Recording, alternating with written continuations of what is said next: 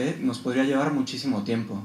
Esta es una sesión que es bastante extensa, que tiene muchos temas que son bastante discutibles. O sea, hay temas específicos, sobre todo, por ejemplo, cuando nos ponemos a hablar del tratamiento antitrombótico, que podríamos estar discutiendo pues 4 horas solamente del tratamiento antitrombótico. Entonces, tratar de condensar toda esta información en 45 minutos es bastante complejo. Lo que vamos a intentar hacer es eso, condensar la información, dar los puntos que son más importantes, y al final del todo hay una lista con unas referencias bibliográficas por si alguien está interesado en ampliar el tema para que lo puedan hacer. Entonces, también, si nosotros nos ponemos a hablar de las referencias bibliográficas del infarto con elevación del segmento ST, pues ahí, si se meten a PubMed, hay muchísima información. Yo les recomiendo que si van a empezar a leer sobre el infarto con elevación del segmento ST, lo hagan primero con las guías, y si quieren ampliar a través de las guías, entonces ya ponerse a buscar otras referencias, porque si se ponen a buscar artículos específicos de estos, es probable que se pierdan. Entonces, el tema es bastante extenso. Si necesitan más información, váyanse directamente a las guías, que ya lo verán en la última diapositiva. Y por último, yo sé que hay una sesión específica de electro. Aquí de electro vamos a hablar solamente 3 diapositivas, y 3 diapositivas del electro en infarto con elevación del ST es muy poquito. Si lo quieren llegar a ampliar, también al final hay una referencia de un libro que creo que es bastante práctico y que tiene información muy compleja. Otro punto es, como el grupo de ustedes es bastante, bueno, es un poco heterogéneo, si digo algo que alguien no entienda, por favor me paran en el momento y me preguntan inmediatamente. Y si por el contrario estoy diciendo algo que es muy básico y necesitan saber un poquito más de información, también me lo pueden preguntar. Lo que vamos a ver en esta charla, vamos a hablar un poquito de la incidencia del infarto y del impacto que ha tenido el tratamiento sobre la mortalidad del infarto. Vamos a hablar brevemente sobre la fisiopatología del infarto con elevación, describir cuáles son las manifestaciones clínicas y electrocardiográficas, y el punto más importante de todo, o sea, si pudiéramos elegir solo un punto de toda esta charla, sería este de aquí, el conocer la estrategia de reperfusión y cuándo elegir qué estrategia de reperfusión. Entonces, como concepto, esto ya lo deben de saber, pero lo repito para consolidarlo. Cuando una persona tiene un infarto con elevación del segmento ST es porque tiene obstruida la arteria. Y el tratamiento para la obstrucción de la arteria coronaria se puede dividir en dos, en tratamiento farmacológico y en tratamiento mecánico. Entonces, el punto clave de esta sesión es que ustedes puedan identificar cuáles son las características para elegir uno u otro tratamiento de reperfusión. ¿Por qué? Porque esta decisión la deben de tomar ustedes. Esta decisión normalmente no la hace el hemodinamista, la hace la persona que tiene el primer contacto con el paciente, y es por eso que es importante. También vamos a hablar brevemente de los tratamientos antitrombóticos, que son los tratamientos que van aparte del tratamiento de reperfusión, describir brevemente las complicaciones, porque hay una sesión específica para esto, y hablar un poquito para que conozcan el concepto de redes de atención al infarto con elevación del segmento ST. Bueno, la incidencia. Esta es una gráfica que nos habla de las altas en España de personas con diagnóstico de enfermedad coronaria. Entonces, se fijan, el número de altas ha ido aumentando progresivamente desde 1977 hasta hace aproximadamente unos 10 años, en donde se suspende este crecimiento y se mantiene más o menos estable. Es importante que sepan que la enfermedad coronaria es una enfermedad muy prevalente, y que los infartos pues también tienen una incidencia elevada. No solo tienen una incidencia elevada, sino que también tienen una mortalidad muy importante. Por lo tanto, el infarto con elevación del segmento ST es un problema importante de salud pública. Esto de aquí, si se fijan, los números aquí abajo en el eje de las X cambiaron y ahora van del 2005 al 2049. Entonces, esta gráfica lo que nos está diciendo es las predicciones del número de pacientes con síndromes coronarios agudos en España. Y si se fijan, hay dos gráficas, dos líneas, una que está bastante estable, otra aquí abajo, y esta nos habla de los hombres jóvenes y esta de las mujeres jóvenes. Esto quiere decir que probablemente la incidencia en estos grupos de edades se mantenga estable, pero como ustedes saben, la población está envejeciendo y por lo tanto los pacientes mayores de 74 años, tanto hombres como mujeres, probablemente en los siguientes años habrá mayor número de personas con síndromes coronarios agudos. Nosotros no tenemos un número real del número de infartos totales en España que hay, del número de infartos con elevación del segmento ST en España al año. ¿Por qué? Porque no existe un registro nacional. todos los datos que ustedes encuentren sobre la incidencia del infarto normalmente se obtienen o de estimaciones o de registros de comunidades. Entonces, no podemos dar el número total de infartos con elevación del segmento ST en España, pero sí que podemos hablar, por ejemplo, de Cataluña, que en Cataluña existe una red para la atención del infarto y nosotros conocemos exactamente cuántas veces se ha activado el código, por lo tanto, más o menos cuántos infartos ha habido en Cataluña durante un año. Y en el 2013 ha habido cerca de 3.000 infartos con elevación del segmento ST, ¿vale? Esto no quiere decir que solo haya 3.000 pacientes que se quejan de dolor torácico y que llegan a la sala de urgencias. O sea, el dolor torácico es una cosa bastante prevalente. Y de hecho el SEM en Cataluña, o sea, las ambulancias aquí en Cataluña, recibieron cerca de 30.000 activaciones durante el 2013, en donde la queja principal era el dolor torácico. Esto quiere decir que van a haber muchos pacientes con dolor torácico, lo importante es que identifiquen cuáles son los que tienen criterios para decir que tienen un infarto con elevación y por lo tanto que se pueda actuar rápido. El otro punto en cuanto a la epidemiología es que no solamente el tratamiento con reperfusión ha cambiado el pronóstico de estos pacientes. O sea, si una persona tiene un infarto con elevación es porque tiene una coronaria obstruida y el tratamiento es desobstruir la arteria. Nosotros lo podemos hacer de dos maneras. Uno, con fibrinolítico, que es administrar un medicamento que lo que hace es disolver el coágulo y permeabilizar la arteria, y el otro tratamiento que es el más efectivo y que es el que más se recomienda, que es el cateterismo, en donde directamente con un cateterismo, que esto ya se verá en la próxima sesión, se desobstruye la arteria y se coloca un stent. Se sabe que el cateterismo es mejor cuando se compara directamente con la angioplastia, con la fibrinólisis, esto ya se sabe. Lo que quiero remarcar en esta diapositiva es que no solo el tratamiento marca el pronóstico, sino también todo lo que está alrededor del tratamiento. ¿Qué quiere decir esto? Bueno, las redes de atención del infarto, el que los pacientes se identifiquen antes, se traten más rápido, que en el hospital se traten mejor. ¿Y cómo se ve esto? Bueno, pues que los pacientes que se trataron con angioplastia primaria en el 2005 tenían una mortalidad significativamente mayor a los pacientes tratados de igual manera con angioplastia primaria en el 2010.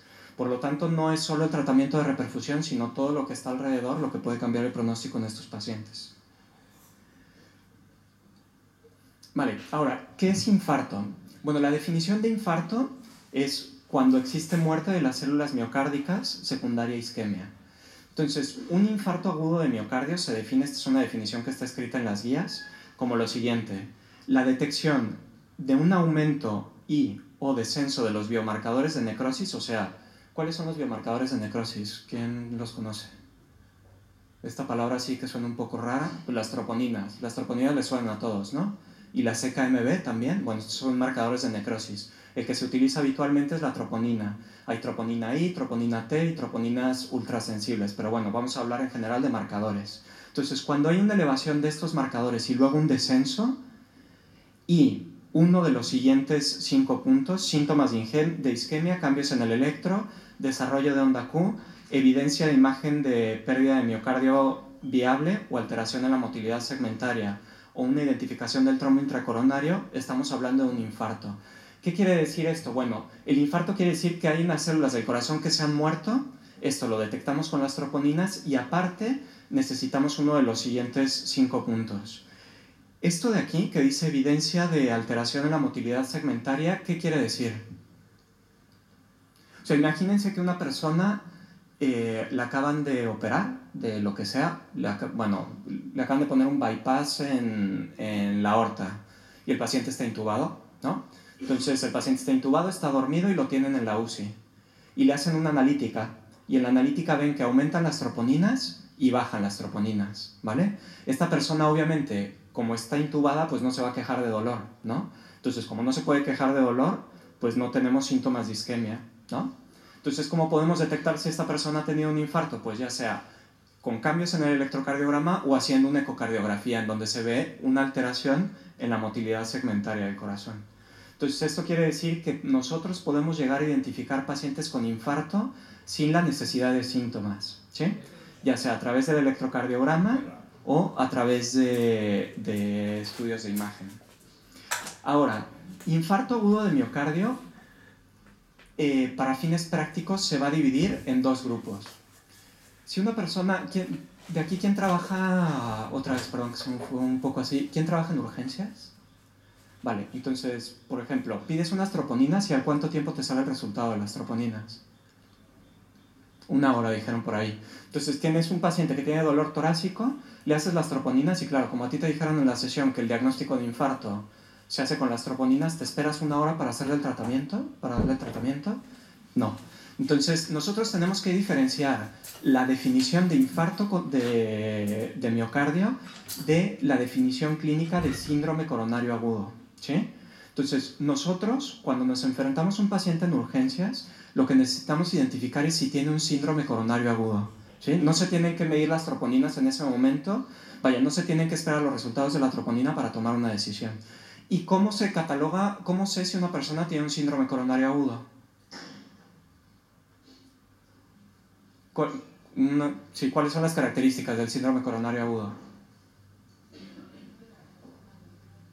Exactamente, las características clínicas. El síndrome coronario agudo se caracteriza por una angina inestable. Entonces, ¿cuál es la angina inestable? Cuando el paciente tiene un dolor torácico que es de mínimos esfuerzos, que es de reposo y que suele ser prolongado, ¿vale? Entonces, a lo que voy con esto es que el síndrome coronario agudo lo vamos a identificar con las características del paciente. Nosotros ya tenemos un paciente que nos viene a urgencias con dolor torácico y estas características del dolor torácico nos parece que son un síndrome coronario agudo. Entonces, lo siguiente que tenemos que hacer es un electrocardiograma, ¿vale?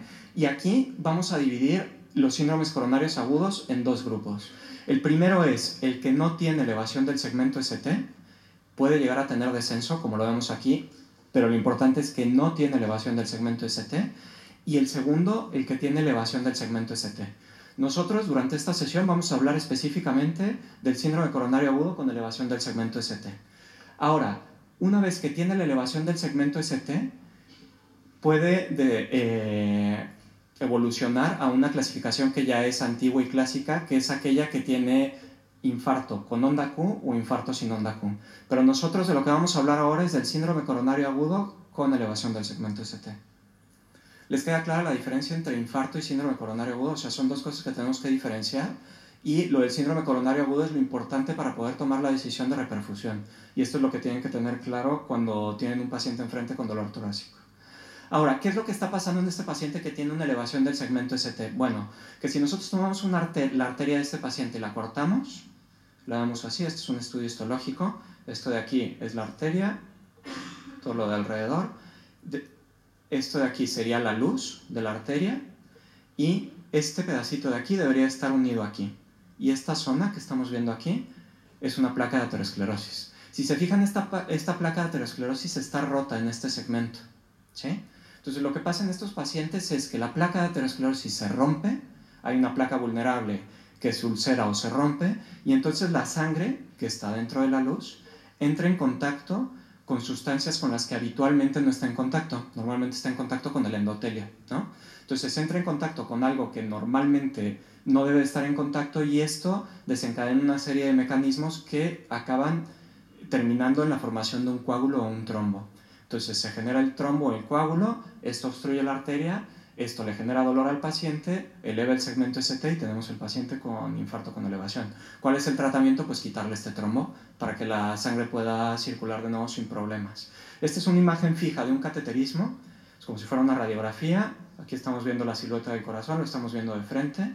Aquí hay un catéter que va por la pierna, por la femoral, llega en la aorta y se coloca en la coronaria izquierda.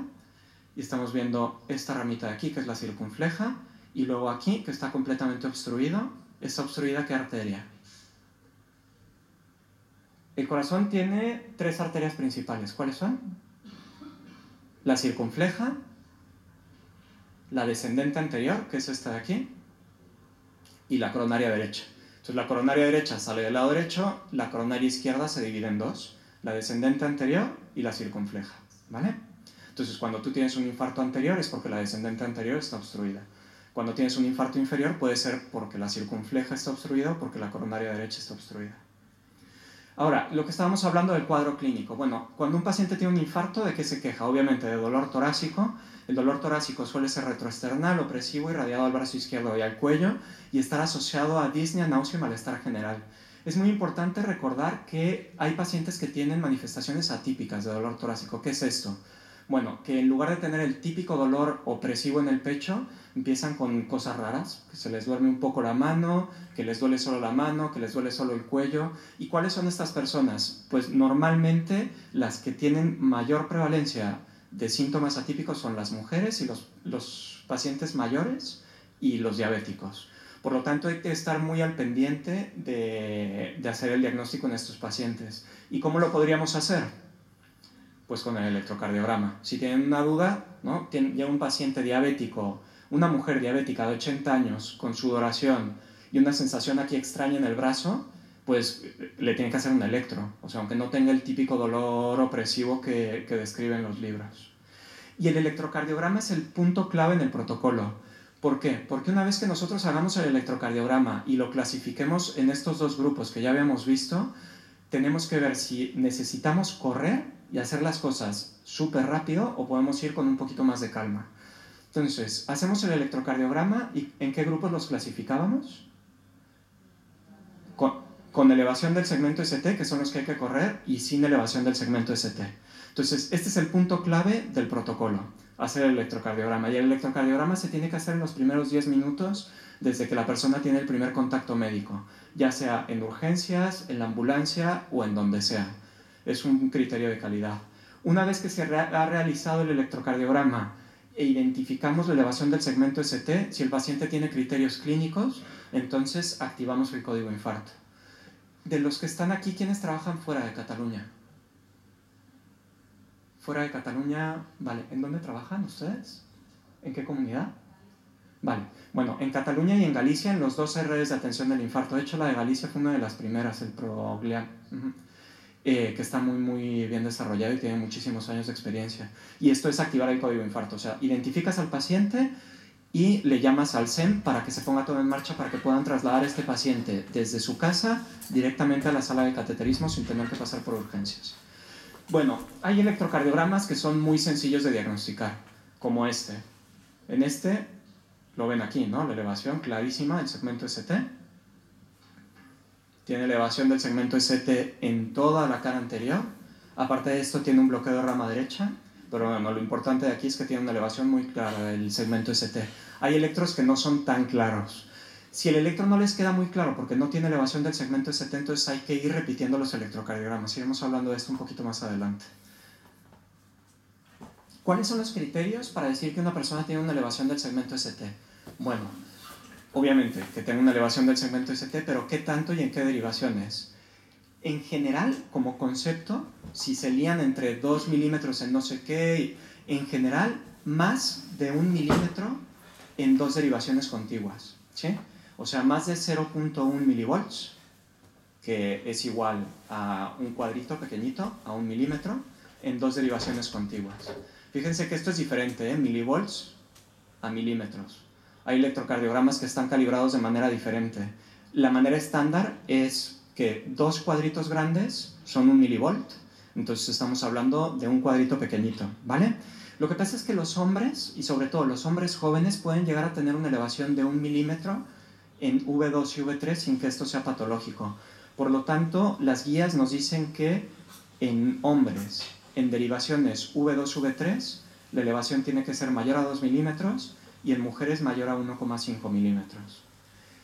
Estos son los criterios, no hace falta que se los aprendan ahora, están escritos en todos lados, ya después se los pueden machacar y si no se los aprenden, pues se los escriben en un lado y las tienen ahí al lado, ¿sí? O sea, vaya, que lo importante es que sepan qué es lo que tienen.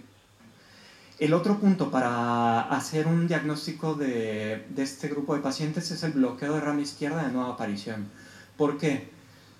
Porque cuando una persona tiene un bloqueo de rama izquierda, normalmente enmascara la elevación del segmento ST. Por lo tanto, no quiere decir que todas las personas que tienen un bloqueo de rama izquierda tengan un infarto. Esto quiere decir más bien que si la persona tiene un bloqueo de rama izquierda y atrás de este bloqueo tiene un infarto, por el bloqueo nosotros no lo vamos a ver. Por lo tanto, si esto está apareciendo y es nuevo y el paciente tiene clínica, es como si fuera un equivalente a elevación del segmento ST. Ahora la verdad es que se está discutiendo bastante porque la mayoría de los falsos positivos cuando se activa un código de infarto es con pacientes que tienen bloqueo de rama izquierda. pero hasta que no cambien las guías, pues nosotros lo decimos igual. Bloqueo de rama izquierda de nueva aparición se considera como elevación del segmento ST. El problema, como les digo, es que la gente no va por la vida con su electrocardiograma en la mano y no sabe si tienen bloqueo de rama izquierda o no. Entonces, por eso se hace un poco más complejo. ¿Qué es más peligroso cuando una persona tiene un infarto de miocardio? ¿Un bloqueo de rama izquierda o un bloqueo de rama derecha? O sea, ¿por qué estamos hablando aquí de bloqueo de rama izquierda? Estamos hablando de bloqueo de rama izquierda no porque sea más o menos peligroso, sino porque no se puede diagnosticar. De hecho, el bloqueo de rama derecha asociado al infarto anterior tiene un pronóstico malísimo. ¿Por qué? Porque se está comiendo toda la cara anterior y normalmente son infartos muy extensos, como este que estábamos viendo aquí. O sea, este, a pesar de que es un bloqueo de rama derecha, es un infartazo, pero interesante, ¿vale? Para que tengan en cuenta que el bloqueo de rama derecha es un bloqueo que puede estar asociado a infartos bastante extensos. Entonces, hay que recordar que si el paciente tiene dolor, no tiene elevación del segmento ST, hay que repetir los electrocardiogramas, hay que hacer derivaciones derechas, hay que hacer derivaciones posteriores. ¿Cuáles son las derechas? Bueno, nosotros ponemos V1, 2, 3 y luego te vas hacia el lado izquierdo. Pues exactamente lo mismo, pero del lado derecho, ¿sí? Entonces tendríamos V1, V2 y luego en lugar de poner V3 aquí, lo cambias hacia el lado derecho, en el mismo punto, ¿sí? Y esto es V3R, R de derecho en inglés. V7, V8, pues es lo mismo, pero continuándote. Si V6 termina en la línea media axilar, entonces es en la línea axilar posterior, ¿sí? Y V8 sería por debajo de la línea interescapular. Entonces, ¿para qué es esto? Para buscar el infarto por si lo tenemos en otro sitio que no se ven las derivaciones habituales. En estas derivaciones el punto de corte es de 0,05, ¿sí? Medio milímetro.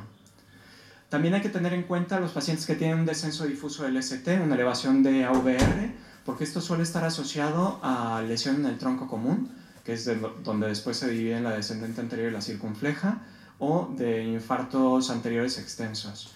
De cualquier manera, si tiene un descenso difuso y no tiene una elevación, criterio como tal para activar el código infarto no tiene, pero es posible que esa persona, si continúa con dolor, acabe haciéndose un cateterismo.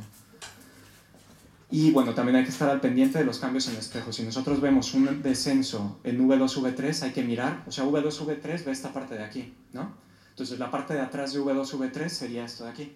Entonces si nosotros tenemos un descenso aquí, es posible que tengamos una elevación en la parte de atrás. Entonces hay que mirar los cambios en espejo, ¿sí? Si nosotros vemos un descenso en V2, V3, hay que estar muy al pendiente de las derivaciones inferiores para ver que lo que estamos viendo ahí no es un cambio en espejo.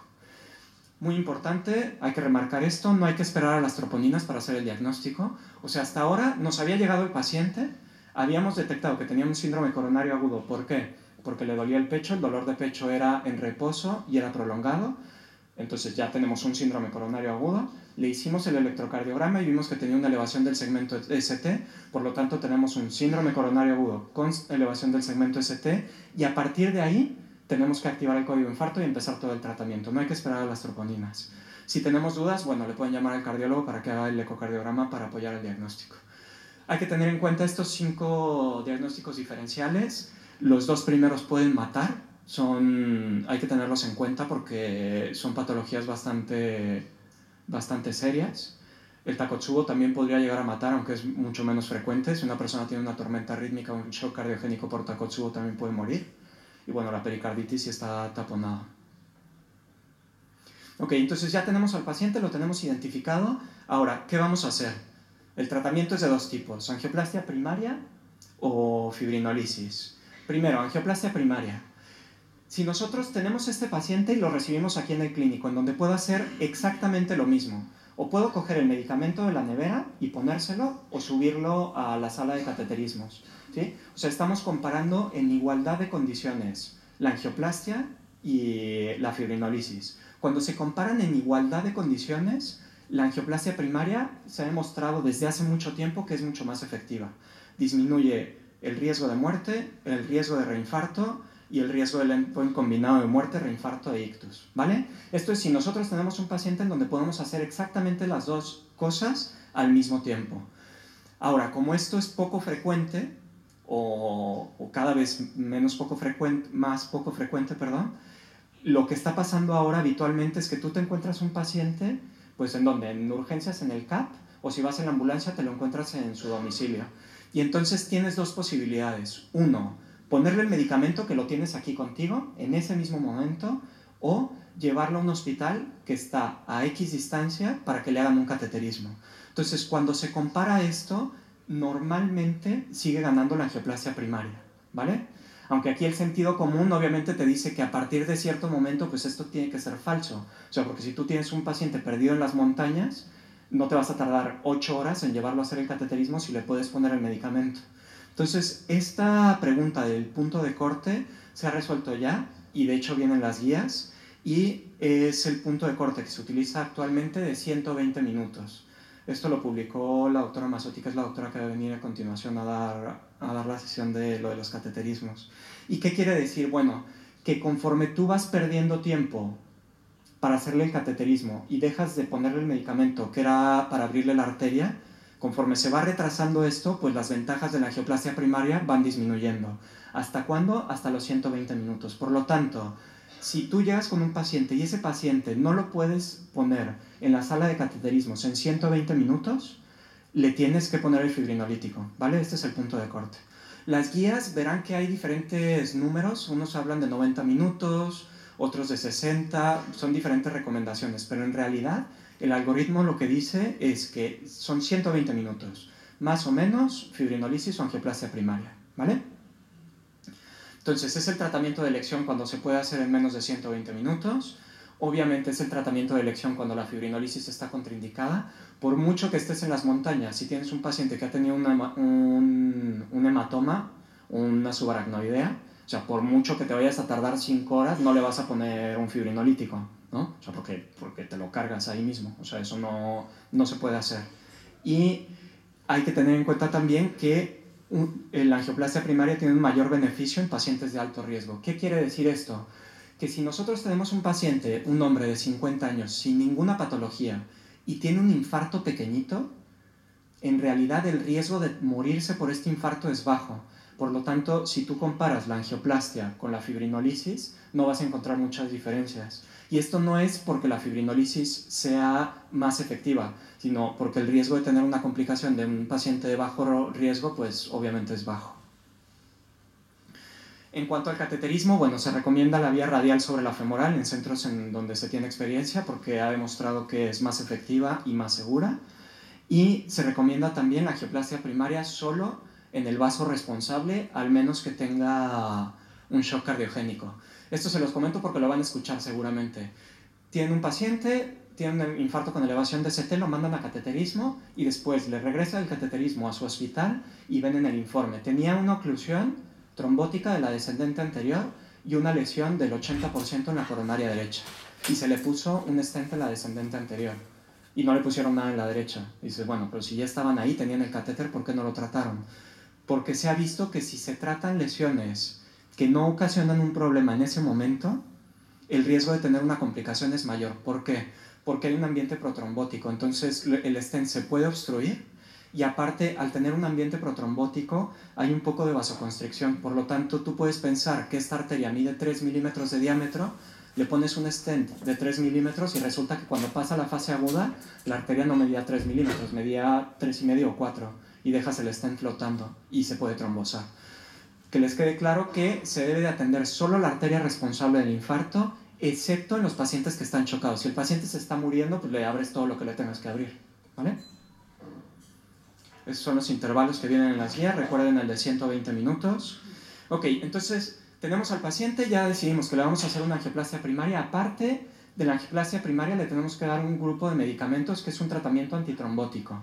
Este tratamiento antitrombótico va a incluir dos grupos. El primero es el grupo de antiagregantes y el segundo es el grupo de anticoagulantes.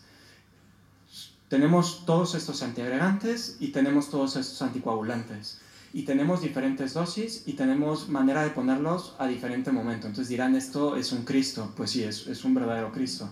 Hay sesiones específicas en los congresos de cardiología que duran 2 horas, que tratan de ver si es mejor el prasugrel que el ticagrelor, que si es mejor el prasugrel en la ambulancia o mejor darlo en... Entonces, vamos a intentar hacerlo un poquito más fácil. Primero, quitamos estos de aquí.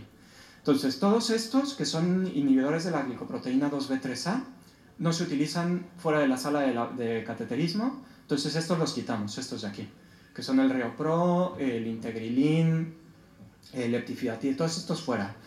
Y luego de los anticoagulantes quitamos el Fondaparinux, que no se utiliza en el infarto con elevación del segmento ST, y quitamos los nuevos anticoagulantes orales. Entonces ahora nos queda un poquito más fácil, siguen siendo un montón, pero parece que esto se simplifica un poco. Vamos a tratar de hacerlo más sencillo aún. Entonces, antiagregantes tenemos que dar 2 siempre, y uno de ellos siempre es la aspirina. Entonces le tenemos que dar una dosis de carga de aspirina. La dosis, bueno, la que damos habitualmente es de 300 miligramos, este es el rango de dosis. Si el paciente no puede tragar porque está vomitando un montón, se le puede poner un Ingesprin. El Ingesprin, ¿cuántos miligramos tiene el frasco? 900, ¿pero de qué? De lisina, exacto. ¿Y eso equivale a cuánto de aspirina? Exacto, muy bien. Entonces el frasco equivale a 500 miligramos de aspirina. Lo que tenemos que hacer es poner medio Ingesprin, ¿sí? Si le ponen 500 tampoco pasa, o sea, no lo van a matar por eso. Pero bueno, que sepan que si le ponen medio frasco tampoco pasa nada, ¿vale? Y se continúa con 100 miligramos al día indefinidamente. Otra cosa importante es que cuando vayan a dar la aspirina, no den la aspirina con la cubierta entérica.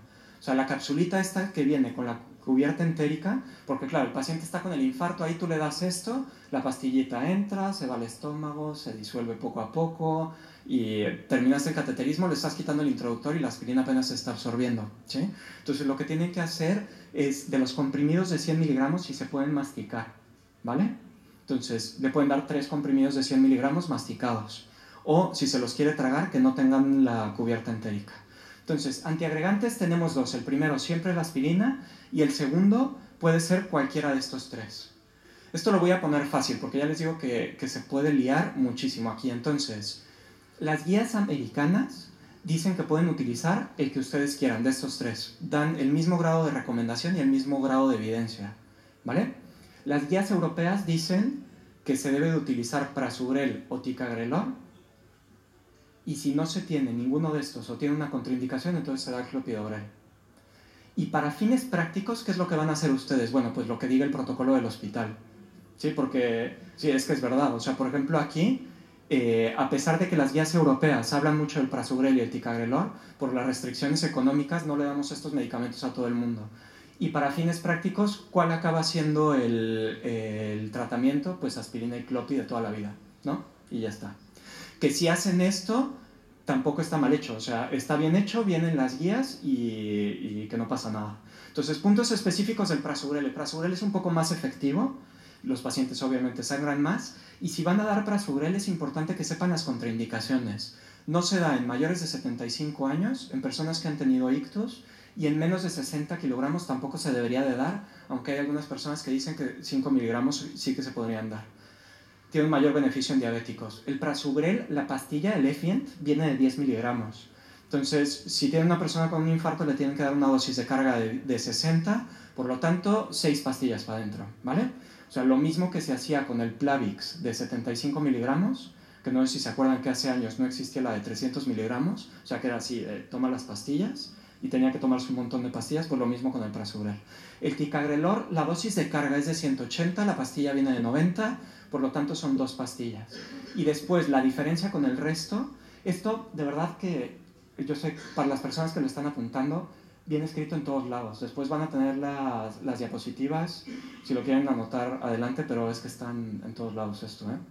El Ticagrelor lo que tiene de particular es que se da 2 veces al día. Entonces 90 miligramos cada 12 horas y la dosis de carga de 180. Y el clopidogrel, bueno, clopidogrel, importante. La dosis de carga es de 600 miligramos. No hay que confundirla con las dosis de 300 y que si mayor de 75 y no sé qué. En el infarto con elevación del segmento ST, a todo Dios, 600 miligramos. ¿En qué momento? En el momento en el que se diagnostica el infarto, ¿vale? Aquí no hay que complicarse. Entonces, ya tenemos el antiagregante. El antiagregante, ¿cuál dijimos que era? Son 2. Aspirina y el otro, clopidogrel, Prasugrel o Ticagrelor, que son inhibidores del ADP. Entonces ya tenemos el antiagregante, ahora el anticoagulante. Anticoagulante nosotros podemos utilizar de 3 tipos.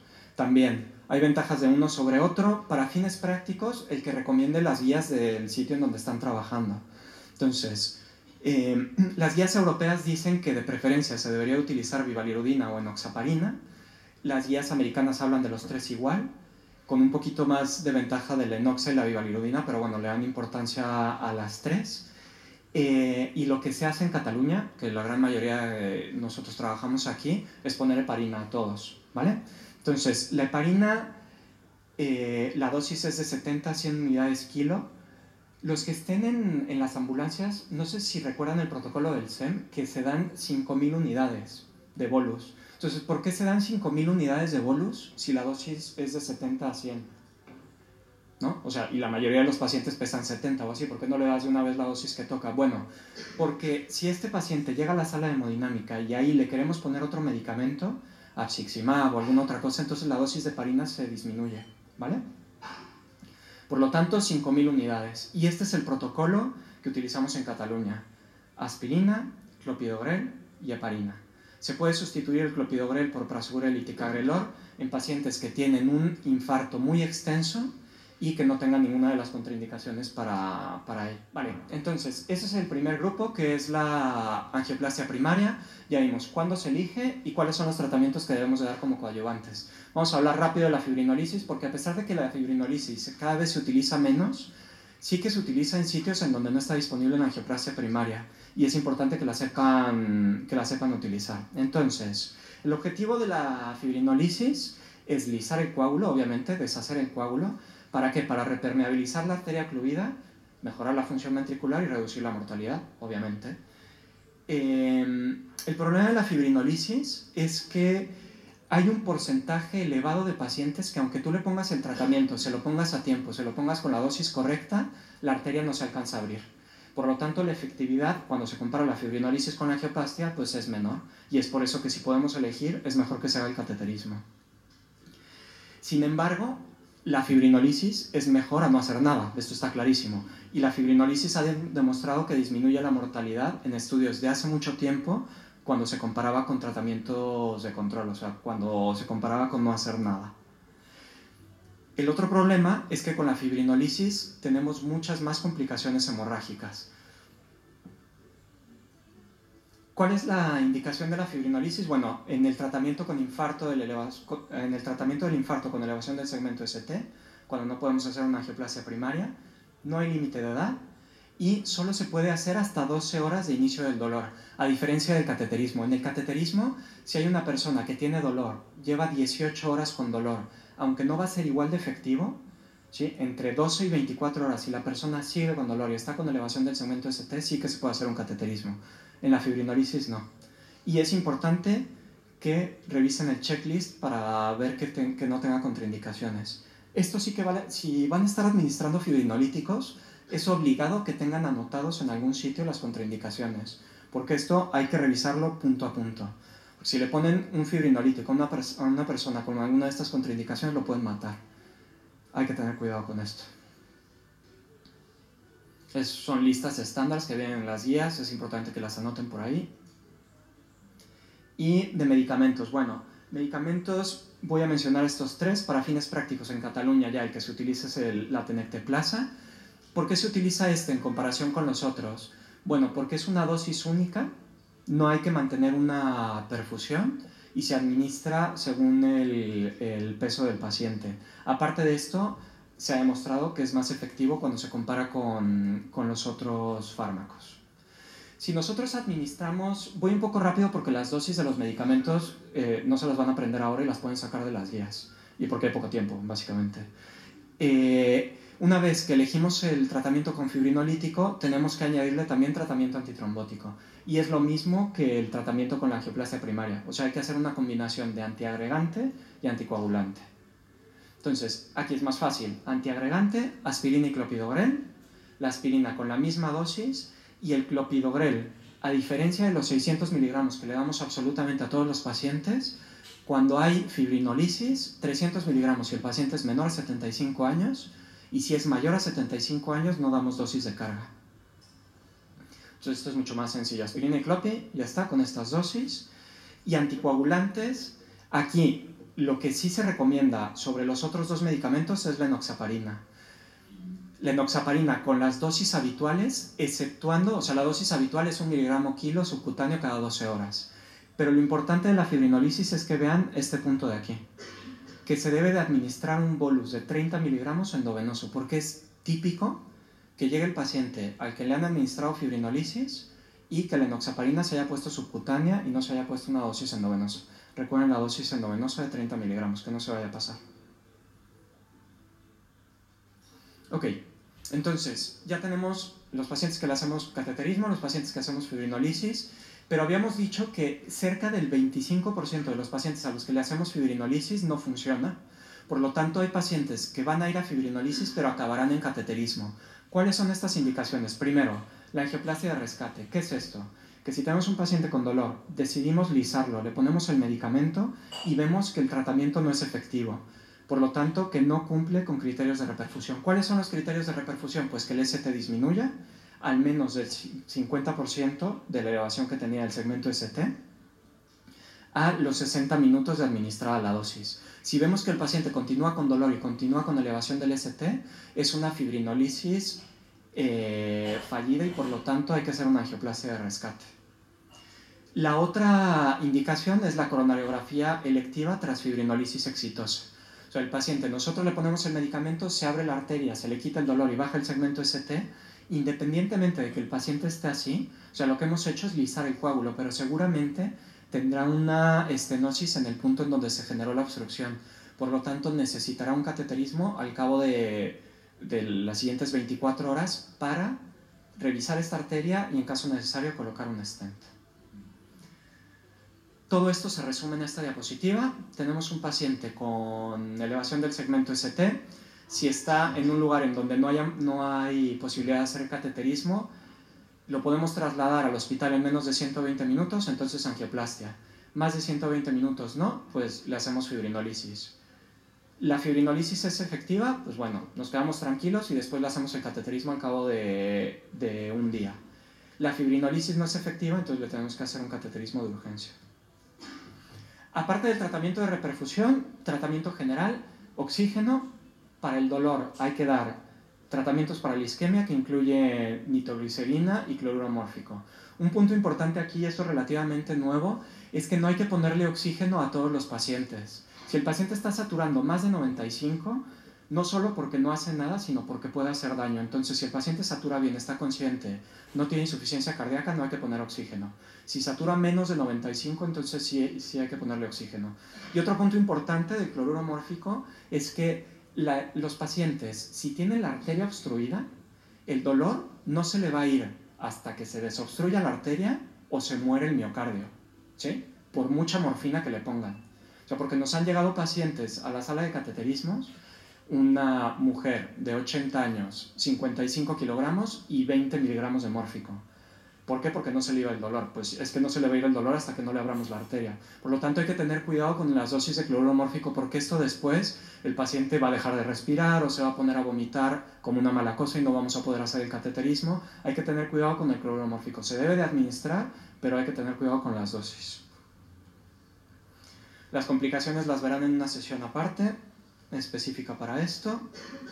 Y por último, una diapositiva de las redes de atención del infarto.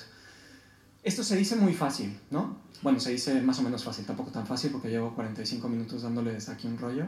Llega el paciente con dolor, identificamos que tiene un síndrome coronario agudo, le hacemos el electro, tiene elevación del segmento ST, tenemos que hacerle un cateterismo y lo tenemos que trasladar.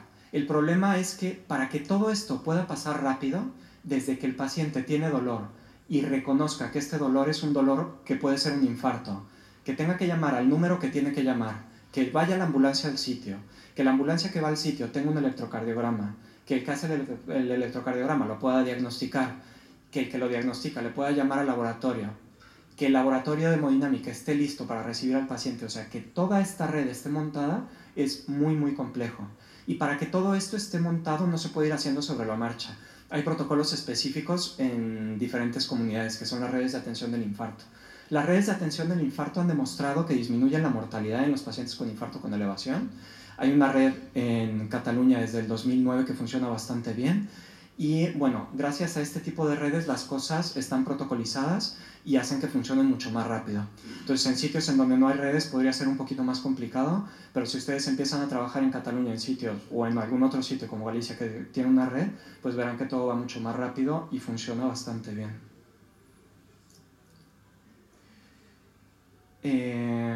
Para concluir, el infarto con elevación del segmento ST está causado por una trombosis oclusiva sobre una placa aterosclerótica, que era la imagen esta que habíamos visto. El objetivo principal es abrir esta arteria, repermeabilizar la arteria de manera rápida. Las guías recomiendan que la manera de abrir esta arteria es mediante la angioplasia primaria, si el tiempo lo permite, y que una vez que se identifica el tratamiento de reperfusión, hay que dar un tratamiento coadyuvante con tratamientos antitrombóticos. Estas son las guías que les comentaba y este es el libro de los electrocardiogramas. Si alguien está interesado, la verdad es que está bastante bien. No sé si tengan alguna pregunta. Sí, sí, se pueden mantener. Hay que tener cuidado si el infarto es inferior y con la presión arterial, porque los efectos secundarios son la hipotensión, pero si le puedes mantener los nitratos. Lo que también tienes que tener en cuenta es que los nitratos no te modifican la mortalidad, ¿no? Entonces, le pongas o no le pongas nitroglicerina, la mortalidad va a ser la misma. Entonces, vaya, o sea, si se lo quieres mantener, lo puedes hacer, pero teniendo en cuenta que te puede bajar la presión y si el paciente tiene un infarto inferior, hay que tener mucho cuidado con el ventrículo derecho porque se puede hipotensionar. Pues, si te soy sincero, cuando llega a la sala de hemodinámica les quitamos la bomba. Sí. Sí, lo que pasa es que no sabes, o sea, porque son vasodilatadores. Entonces, aunque no le quite el dolor, sí que está vasodilatando algo. Si el paciente, sí, pero es que no solo está el espasmo coronario en esta arteria. Recuerda que cuando una persona, sí, entonces es para mejorar toda la perfusión. Si lo toleras, se lo puedes dejar. Primero eso, la dosis sublingual y después ya le empiezas la perfusión. ¿Alguna otra pregunta? Entonces, esto, si nosotros nos vamos a la definición específica de la activación del código infarto, no se debería de activar, ¿sí? Así como si somos estrictos. Lo que pasa es que este paciente va a acabar haciéndose un cateterismo. ¿Por qué? Porque si ustedes recuerdan en la clase anterior, o sea, una indicación de cateterismo emergente en el infarto agudo sin elevación del segmento ST es que no se le quita el dolor.